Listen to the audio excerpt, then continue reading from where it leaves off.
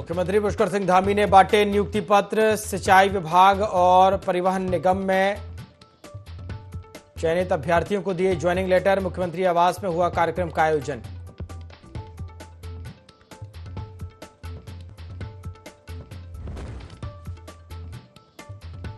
प्रधानमंत्री के make in India पर सीएम धामी का बयान। प्रधानमंत्री दूरदर्शी सोच के व्यक्ति। प्रधानमंत्री का बयान देश को मजबूत और आत्मनिर्भर बनाने वाला।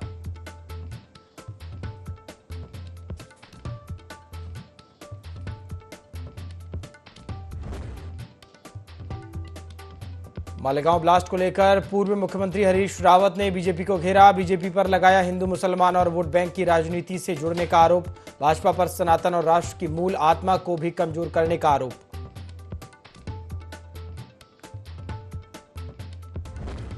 देहरादून मेयर सौरभ थपलियाल का औचक निरीक्षण। वार्ड 52 में अनुपस्थित कर्मचारियों से मांगा जवाब। कहा सफाई में लापरवाही बर्दाश्त नहीं।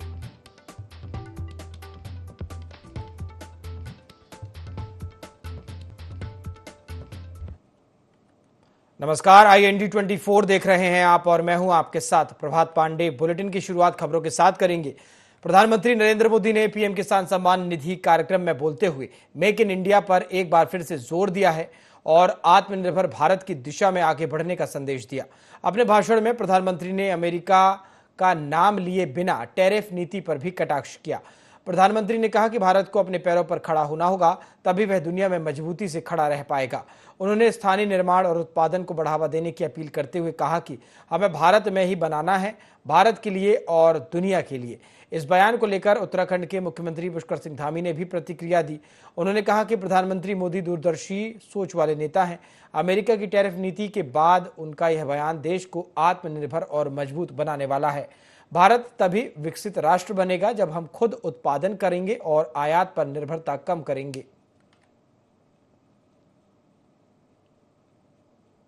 और आदरणीय प्रधानमंत्री जी ने बहुत पहले से ही जो आत्मनिर्भर भारत और वोकल फॉर लोकल का मंत्र देश को दिया था, वो दूरदर्शी हैं।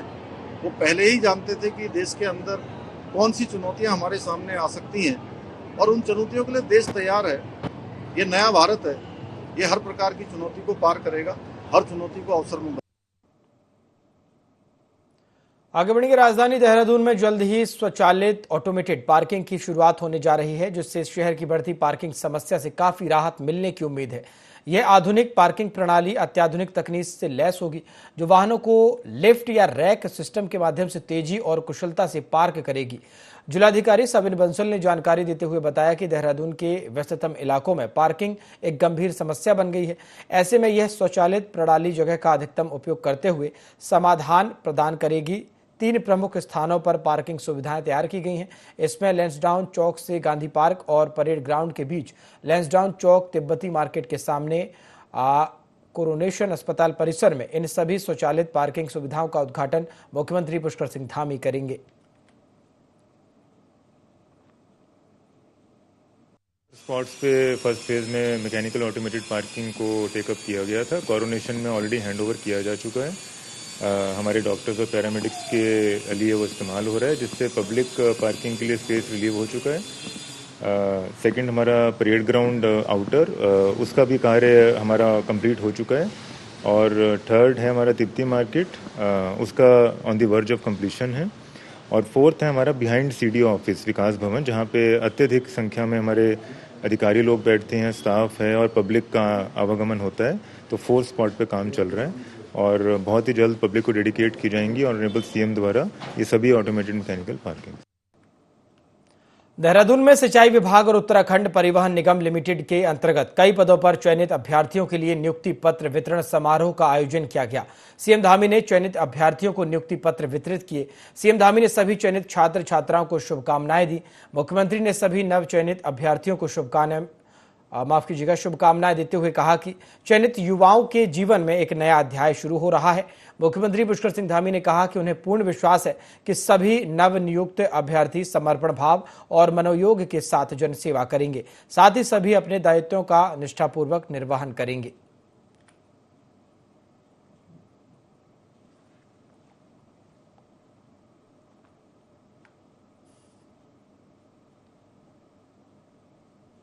ज्योतिर्मठ से पहले पैनी खनोटी नाले के समीप बद्रीनाथ नेशनल हाईवे की हालत बद से बदतर हो गई है। निर्माणाधीन पुल के पास करीब 200 मीटर के दायरे में सड़क पूरी तरह दलदली हो गई। जगह जगह जलभराव और कीचड़ से हाईवे पर बड़े बड़े गड्ढे बन गए हैं, जिससे यह मार्ग अब दुर्घटना संभावित क्षेत्र डेंजर जोन बनता जा रहा है। बद्रीनाथ धाम, हेमकुंड साहिब और फूलों की घाटी की यात्रा पर आने वाले सैकड़ों तीर्थयात्री और स्थानीय लोग रोजाना इसी रास्ते से गुजरते हैं। दोपहिया वाहन चालकों के लिए तो यह सड़क जानलेवा साबित हो रही है। दिन भर में कई वाहन दलदल में फंसकर फिसल जाते हैं। स्थानीय लोग और वाहन चालक प्रशासन से लगातार इस खतरनाक स्थिति पर ध्यान देने की मांग भी कर रहा है।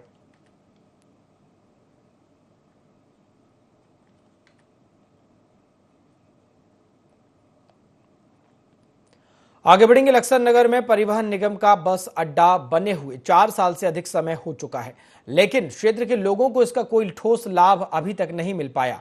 बस अड्डा बन जाने के बाद भी नए रूटों पर सरकारी बसों का संचालन शुरू नहीं किया गया है। फिलहाल केवल लक्सर हरिद्वार रूट पर पहले की तरह अनुबंधित बसें ही चलाई जा रही हैं, जबकि लोगों को लक्सर रुड़की, लक्सर खानपुर, पुरकाजी, मुजफ्फरनगर, बिजनौर और मुरादाबाद जैसे रूटों पर भी बस सेवा की उम्मीद थी। कर रहे हैं कि मतलब जैसे यात्री हैं जिनके लिए ट्रेन मतलब नई सुविधा मिल पाती है, तो कम से कम बस की सुविधा होनी चाहिए, ताकि मतलब यहाँ से कोई यात्री परेशान ना हो और अपना बस से अपना स्वस्थ स्थान पर पहुँच पाए।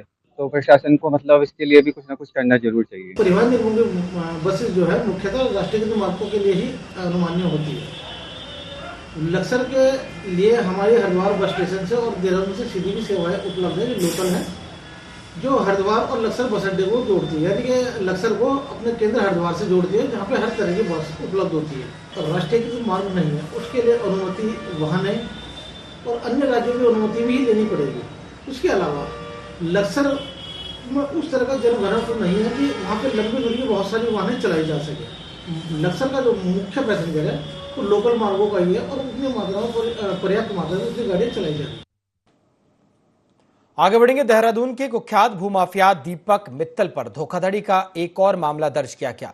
आरोप है कि मित्तल ने रेसकोर्स निवासी आर्यन वालिया के पिता को झांसा देकर उनकी करोड़ों रुपए की जमीन अपनी कंपनी पुष्पांजलि रियल्स एंड इंफ्राटेक को दिलाई और निदेशक भी बना दिया।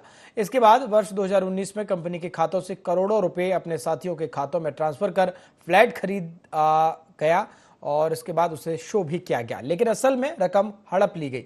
मित्तल के खिलाफ अब तक गैंगस्टर एक्ट समेत 10 मुकदमे दर्ज हो चुके हैं। वह अपनी पत्नी के साथ देश से बाहर है। पुलिस ने उसके खिलाफ LOC जारी कर दिया है और रेड कॉर्नर नोटिस की प्रक्रिया भी पूरी कर ली है। फिलहाल पुलिस और ED दोनों एजेंसियां मामले की जांच कर रही हैं।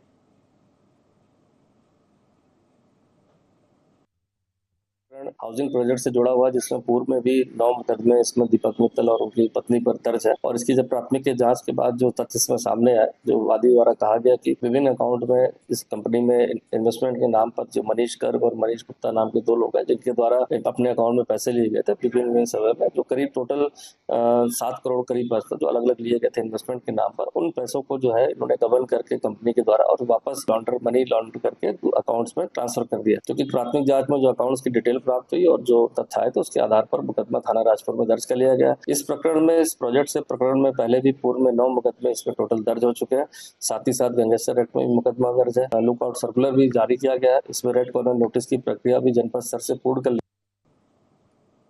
जनपद हरिद्वार पुलिस मुख्यालय में वरिष्ठ पुलिस अधीक्षक प्रमेंद्र सिंह डोभाल की अध्यक्षता में NDPS एक्ट से जुड़े मामलों को लेकर एक महत्वपूर्ण बैठक आयोजित की गई। बैठक के दौरान SSP ने नशीली दवाओं से संबंधित लंबित मामलों की समीक्षा की और वांछित अभियुक्तों की गिरफ्तारी में लापरवाही बरतने वाले विवेचकों को कड़ी फटकार लगाई।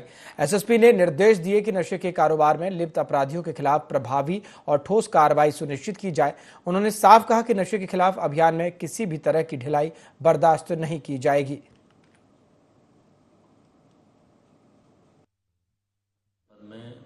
जो NDPS से संबंधित अभियोग हैं उसमें की जा रही विवेचना की प्रगति के संबंध में और क्या अभी कार्रवाई खासकर 29 NDPS एक्ट में जो पेंडेंसी के कारण हैं, अगर उसमें व्यक्ति द्वारा जो पेंडेंसी रखी गई है हमारी विवेचक द्वारा, उन किन परिस्थितियों में रखी गई है उसकी समीक्षा की गई थी और इनको निर्देशित किया गया है कि पेंडेंसी को तत्काल समाप्त करेंगे और जो भी विवेचना में जो प्रगति है उसको तत्काल प्रभाव से उसमें प्रगति लेके आएंगे और जो विवेचना का जो सफल निस्तारण को सुनिश्चित कराएंगे।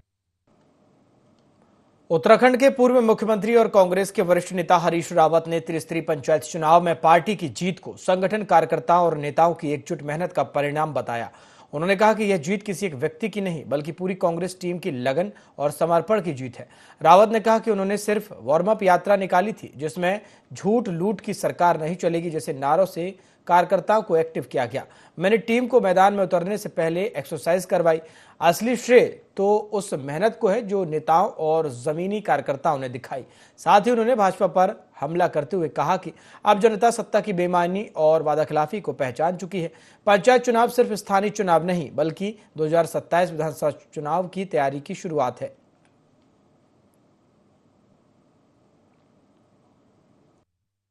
क्रेडिट हमारे कार्यकर्ताओं को है और हमारे नेतागणों को है, संगठन को भी है। तीनों के समन्वय से संभव हुआ है। मैंने तो खाली एक मोबिलाइज करने के लिए just to test the water एक यात्रा निकाली। झूठ लूट फूट की सरकार नहीं चलेगी, तो ताकि कार्यकर्ता जरा सा वार्म अप हो जाए। तो मेरी तो 3-3.5 महीने की वार्म अप एक्सरसाइज थी, उससे ज़्यादा कुछ नहीं थी। जो है 2027 का भी अभी से अब तो आगाज हम, क्योंकि भाजपा की जो इस समय बेईमानी कर रहे हैं, सत्ता बेईमानी का वो कर चल रहा, ये कांग्रेस के लोगों को, वर्कर को 2027 के चुनाव के लिए तैयार कर। कांग्रेस के वरिष्ठ नेता और पूर्व मुख्यमंत्री हरीश रावत ने मालेगांव ब्लास्ट मामले को लेकर भारतीय जनता पार्टी पर जोरदार हमला बोला।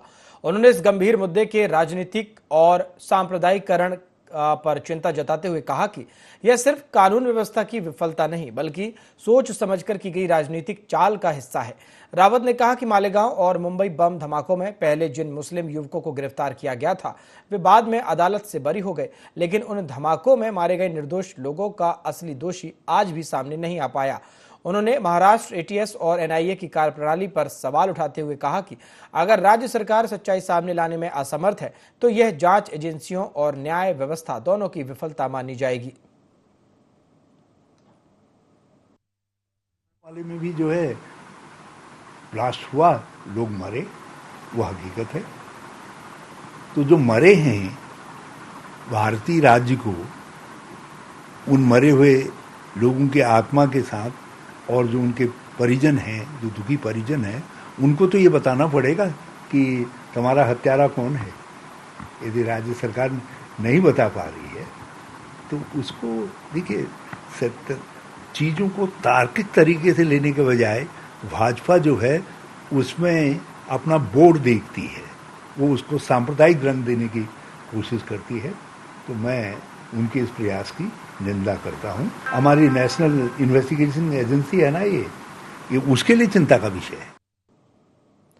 पहाड़ों पर हो रही लगातार बारिश बाजपुर के लोगों के लिए एक बार फिर आफत बनकर सामने आ रही है। जहां बारिश के पानी से लेवड़ा नदी उफान पर पहुंच गई है और नदी के पानी से नैनीताल रोड और वार्ड नंबर 13 सहित अन्य क्षेत्र में जलभराव की स्थिति उत्पन्न हो गई। नैनीताल मार्ग पर जलभराव से लोगों को आवागमन में काफी परेशानियां हो रही हैं, तो वहीं लोगों के घरों में जलभराव की स्थिति उत्पन्न हो गई। बता दें कि लेवड़ा नदी की समस्या बाजपुर के लोगों के लिए कई वर्षों पुरानी है, जिसे दूर करने के लिए कई धुरंधर नेताओं ने जनता को सपने दिखाए। बाढ़ से परेशान हो रहे लोगों ने प्रशासन से राहत की मांग की है।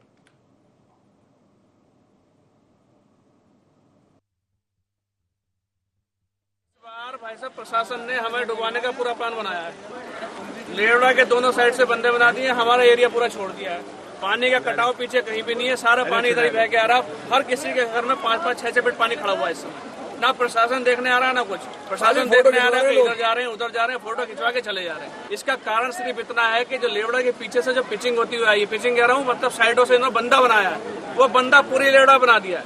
जो बेरिया नदी का पुल है वहां से पानी इंदिरा कॉलोनी में घुसा, उसके आगे जगह जगह से जोड़ा नदी का पानी इंदिरा कॉलोनी में घुसा है और इंदिरा कॉलोनी में लगभग 1 फीट से लेकर के 2.5-3 फीट तक पानी गया है। जो मकान की प्लिंथ ज्यादा नीचे थी उनमें पानी ज्यादा घुसा है, मलबा भी घुसा हुआ है। जिनकी प्लिंथ ऊपर थी वो 2-4-10 मकान थोड़ा राहत की स्थिति में थे। मैं पूरी गली मोहल्लों में गया हूँ, घरों में भी गया हूँ, उनके नुकसान को भी मैंने देखा है। समस्या का आकलन भी किया है और समाधान के जो हमें किया जाना है उनका भी हमने प्रारंभ कर दिया है। तत्काल सबसे पहली हमारी प्राथमिकता है कि पानी उतरते उसकी सफाई हो जाए, उनको फूड मिल जाए, फूड पैकेट मिल जाए और उनकी जो राहत सामग्री यानी राहत वितरण की यानी है वो भी तत्परता से बढ़ जाए। आगे बढ़ेंगे। उत्तराखंड सरकार अब राशन वितरण प्रणाली को लेकर सख्त हो गई है। सरकार का कहना है कि पारदर्शी और भ्रष्टाचार मुक्त व्यवस्था के लिए डीलरों की गतिविधियों पर विशेष निगरानी रखी जा रही है। भाजपा प्रदेश प्रवक्ता कमलेश रमन ने बताया कि मुख्यमंत्री पुष्कर सिंह धामी के नेतृत्व में राज्य सरकार जन कल्याणकारी योजनाओं में पारदर्शिता सुनिश्चित कर रही है। उन्होंने कहा कि राशन कार्ड धारकों से जबरन राशन रोके जाने या ब्लैकमेलिंग जैसी शिकायतें अब बर्दाश्त नहीं की जाएंगी। कमलेश रमन ने चेतावनी दी कि यदि कोई डीलर गलत तरीके से राशन वितरित करता है या काला बाजार में राशन बेचते हुए पकड़ा गया तो उसके खिलाफ सख्त कानूनी कार्रवाई की जाएगी। सरकार यह भी सुनिश्चित कर रही है कि केवल वास्तविक पात्र लोगों को ही राशन का लाभ मिले और कोई भी पात्र व्यक्ति इससे वंचित न रह जाए। तो सरकार देना संकल्प भारतीय जनता पार्टी का है और उसी को लेकर के जिस तरीके से, क्योंकि हमारे राशन विक्रेता जो हमारे कार्ड धारक है उनको राशन कहीं ना कहीं गलत तरीके से वितरण किया जाता है, उन सब पर रोक लगाने के लिए इस पर जांच भी होगी और गलत तरीके से वितरण ना हो। जिनके हमारे सफेद कार्ड बने हैं उन्हीं को वो राशन मिले, गलत तरीके से उसकी ब्लैकमेलिंग ना हो। इसको लेकर के सरकार अपनी तरफ से काम कर रही है। कानून प्रक्रिया का भी प्रावधान रखा है कि अगर गलत तरीके से कोई डीलर इस तरीके से गलत करता हुआ पाया गया या राशन को गलत तरीके से बांटता हुआ पाया गया या बेचता हुआ पाया गया तो उनके खिलाफ कानूनी कार्रवाई की। महापौर सौरभ थपलियाल ने रायपुर विधानसभा क्षेत्र के वार्ड बामन अजबपुर सरस्वती विहार में औचक निरीक्षण कर सफाई व्यवस्था का जायजा लिया। उन्होंने हाजिरी रजिस्टर की जांच कर अनुपस्थित कर्मचारियों से स्पष्टीकरण मांगा और मौके पर मौजूद सुपरवाइजर को सफाई व्यवस्था सतत बनाए रखने के निर्देश दिए। निरीक्षण के दौरान उन्होंने स्थानीय पार्षद सोहन रौतेला के साथ क्षेत्रवासियों से संवाद भी किया। मेयर ने कहा कि नगर निगम सफाई व्यवस्था पर लगातार नजर बनाए हुए है और लापरवाही बर्दाश्त नहीं की जाएगी।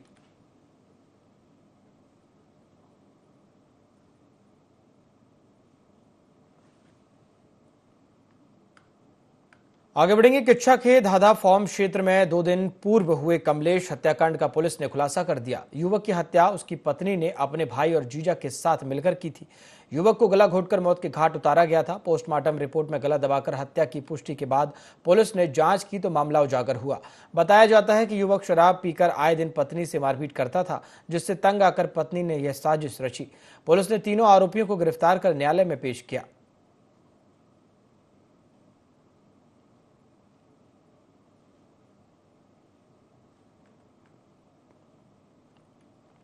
उत्तराखंड के चमोली जनपद स्थित हेमकुंड साहिब में इस साल भी श्रद्धालुओं की आस्था का अभूतपूर्व ज्वार देखने को मिल रहा है।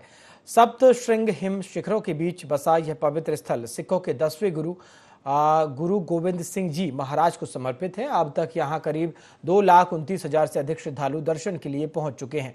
हर दिन गढ़वाल हिमालय की गोद में बसे इस आध्यात्मिक धाम की यात्रा पर देश विदेश से श्रद्धालु आ रहे हैं। तीर्थयात्री हिम सरोवर में डुबकी लगाकर आध्यात्मिक शांति प्राप्त कर रहे हैं। साथ ही ब्रह्म कमल और फेन कमल जैसे दुर्लभ पुष्पों की छटा का भी आनंद ले रहे हैं।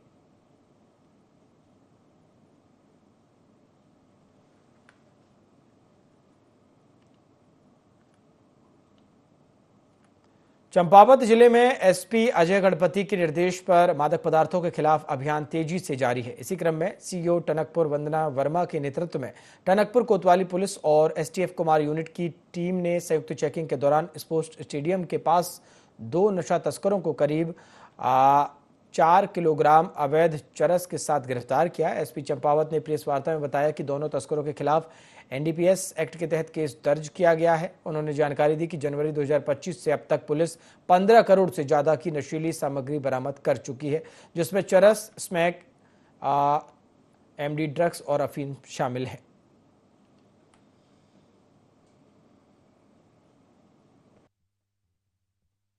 चंपावत में लगातार ड्रग्स फ्री देवभूमि जो माननीय मुख्यमंत्री जी का मिशन है उसके तहत कार्रवाई जारी है। इसी के क्रम में कल एसटीएफ और टनकपुर पुलिस इनकी ज्वाइंट टीम द्वारा 2 व्यक्तियों को हिरासत में लिया गया टनकपुर स्टेडियम के पास से, जिनके पास से 4 किलो 30 ग्राम अवैध चरस बरामद हुई है। इन 2 व्यक्तियों का नाम है कबीर गरब्याल और दूसरा अभियुक्त जो है उसका नाम है जय बहादुर धामी।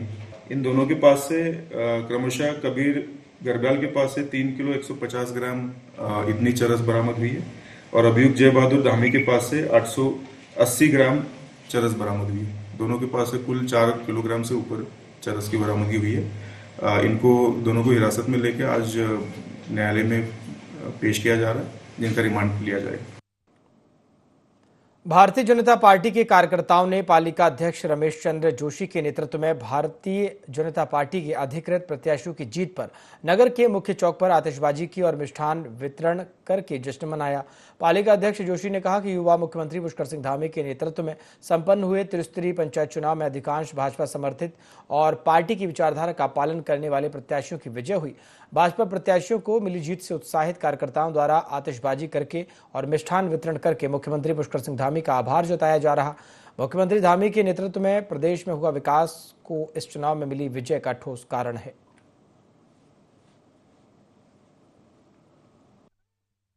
हमारे यशस्वी मुख्यमंत्री पुष्कर सिंह धामी जी के नेतृत्व में एक जो विशाल हमने जीत हासिल करी है त्रिस्तरीय पंचायत चुनाव में, उसके फलस्वरूप आज भारतीय जनता पार्टी के तमाम कार्यकर्ता हम लोग यहाँ मुख्य चौराहे पे एकत्रित हुए हैं और मिष्ठान वितरण किया, आतिशबाजी करी है। और जिस तरीके से माननीय मुख्यमंत्री जी का परचम पूरे प्रदेश में लहरा है, भारतीय जनता पार्टी का परचम पूरे प्रदेश में लहरा है, इसी तरीके से 2027 में भी भारतीय जनता पार्टी का परचम लहराएगा। यही सब कार्यकर्ताओं का विश्वास है और हमें पूर्ण विश्वास है अपनी महान क्षेत्र की महान जनता पे कि वो हम लोगों के साथ जैसा लगातार साथ देती आई है, आगे भी हम लोगों का साथ लगातार देती रहेगी। आगे बढ़ेंगे। बॉयफ्रेंड गर्लफ्रेंड कल्चर पर दिए गए बयान को लेकर जहां प्रेमानंद महाराज का विरोध हो रहा है, वहीं साध्वी प्राची उनके समर्थन में उतर आई। साध्वी ने कहा कि अब महिलाएं शादी के बाद भी बॉयफ्रेंड बनाए रखती हैं और मेरठ जैसी घटनाओं का हवाला देते हुए इसे गंभीर सामाजिक समस्या बताया। उन्होंने आरोप लगाया कि कई महिलाएं अपने प्रेमी के लिए पति की हत्या जैसे जघन्य अपराध कर रही हैं, जो समाज के लिए गिरते नैतिक मूल्यों को दर्शाता है। साध्वी प्राची ने कहा कि जब समाज में ऐसी घटनाएं हो रही हैं तो प्रेमानंद महाराज ने अगर सच्चाई उजागर की है तो उसे गलत कहना अनुचित है। प्रेमानंद जी महाराज जी को मैं बहुत सम्मान करती, पूरा समाज करता है और उनकी जो वक्तव्य होता है, उनकी जो प्रवचन होता है वो बहुत अच्छा होता है, समाज को दिशा देने का काम करता है। पूज्य महाराज जी ने किस उसको प्रकरण को लेकर की ये बात कही, लेकिन एक बात जरूर निकल के आई है कि जो बेटियां अपनी भारतीय संस्कृति को छोड़ करके वेस्टर्न कल्चर की तरफ दौड़ रही है, कई बॉयफ्रेंड रख रही है, वो घर नहीं बसा सकती। ये बात बिल्कुल सच है और ये ठीक कहा है पूज्य प्रेमानंद जी महाराज ने, ये गलत नहीं कहा है। पति परमेश्वर होता है और जब शादी के बाद 4 बॉयफ्रेंड 5 आएंगे तो घर कैसे बसेगा उसका। इसीलिए जरूरी है कि भारतीय संस्कृति, अपनी वैदिक संस्कृति के संस्कारों से ओतप्रोत बेटियां अपना घर। बुलेटिन में फिलहाल इतना ही। देखते रहिए IND 24। नमस्कार।